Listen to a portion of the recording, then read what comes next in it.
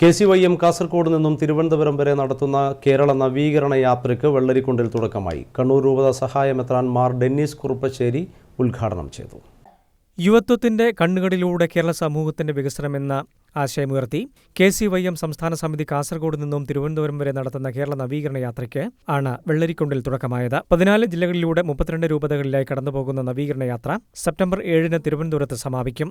ലഹരിക്കെതിരെയുള്ള പോരാട്ടം, യുവജന മുന്നേറ്റം, വർദ്ധിച്ചുവരുന്ന ക്രൈസ്തവ പീഡനങ്ങൾക്കെതിരെ മലയോര തീരദേശ ദളിത് ജനതയുടെ അവകാശ സംരക്ഷണം, ഭരണഘടനാ അവകാശം ഉറപ്പാക്കുക തുടങ്ങിയ ആവശ്യങ്ങൾ ഉന്നയിച്ചാണ് യാത്ര.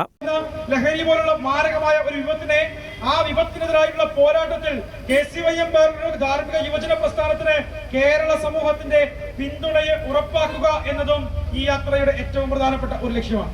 കണ്ണൂർ രൂപത സഹായമെത്രാൻ മാർ ഡെന്നീസ് കുറുപ്പശ്ശേരി ഉദ്ഘാടനം ചെയ്തു. സംസ്ഥാന സെക്രട്ടറി വിപിൻ ജോസഫാണ് ജാഥ മാനേജർ.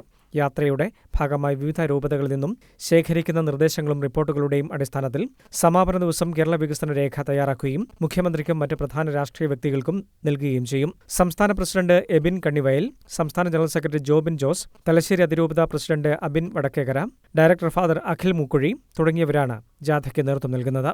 News bureau, Cherupuzha.